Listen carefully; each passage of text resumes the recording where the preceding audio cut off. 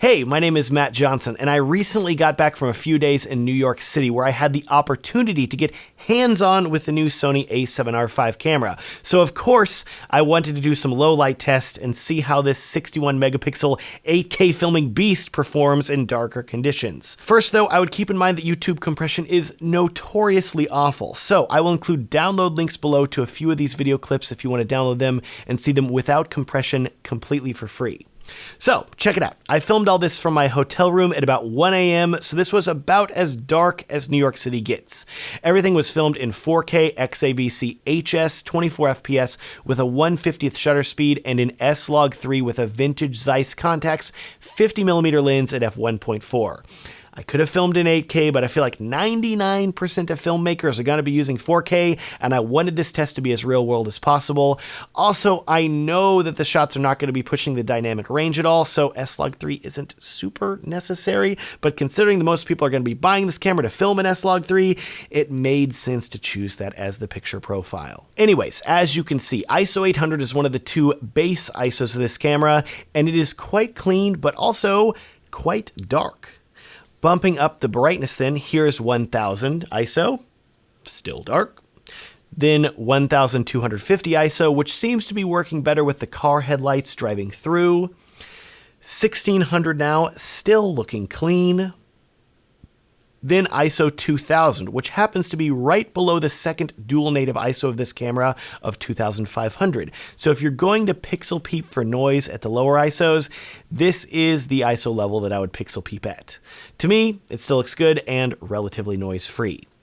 Next, we get up to the second native ISO, which is ISO 2500, which looks very clean now. No complaints about this level at all, but things are still looking pretty dark, but it's definitely usable, so let's go brighter. ISO 3200 looks great, and now here comes ISO 4000, which to my eyes is finally giving us some detail in the shadows in the upper right corner of the image. This is probably the minimum that I would expose this footage if I was trying to film with it. Put a grade on it now. In this case, this is one of my color presets, Who is Matt Lutz, that you can get at the link down in the video description. And while things are still a bit dark, the colors are looking good. On to ISO 5000 now, and back to the ugly ungraded image. I'm still not seeing a ton of noise, which is great. ISO 6400 is here, and it's funny because I remember my old Canon 7D, which maxed out at ISO 6400 and had the most disgusting noise at that level. Here we are a decade and a few years later, and things have really improved with this ISO being completely usable. ISO 8000 is also great to my eyes, and I would have no qualms about using this ISO as well.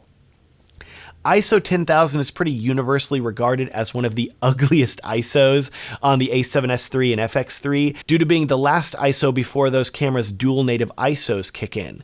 But on the A7R 5, which has already far surpassed its dual native ISO, this footage at 10000 still looks pretty good.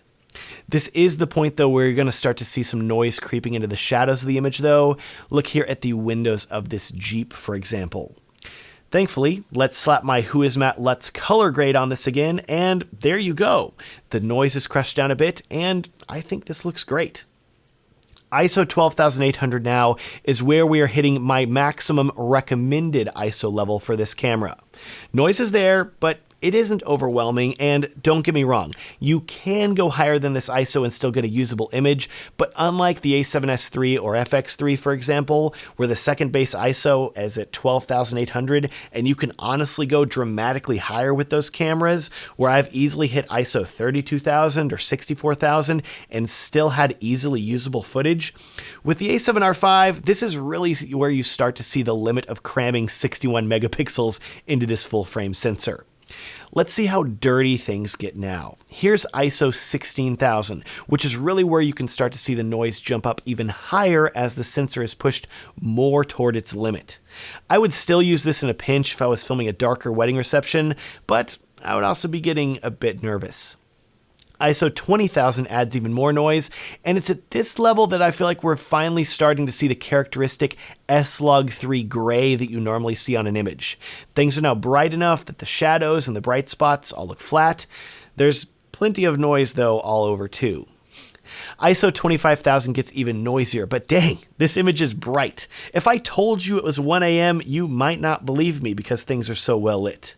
Of course there is noise, but let's throw a grade on it and see how it looks. Not bad, honestly, especially once you throw some YouTube compression on top. Lastly, we've reached the max. Here is ISO 32,000. It's big, it's bad, it's bright.